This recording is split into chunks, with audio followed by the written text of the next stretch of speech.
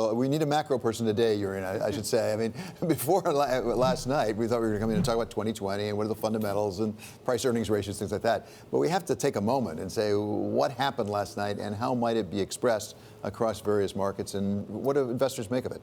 Yeah, well, obviously this is a geopolitical shock. We don't know what ultimately the consequences are going to be, but in the long term, the fundamentals, of course, always win. And so for me, I bring it back to, is this a systemically important event for the fundamentals of our markets? So how do they affect earnings, the cost of capital, valuation?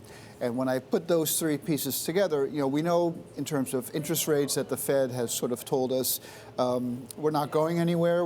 They've sort of left the building, if you will, for at least for a while.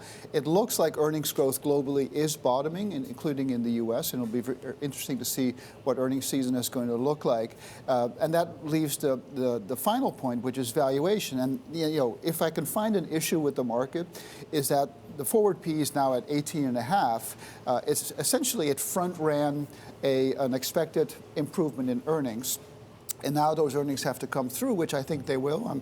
I'm looking at maybe 8% earnings growth in 2020.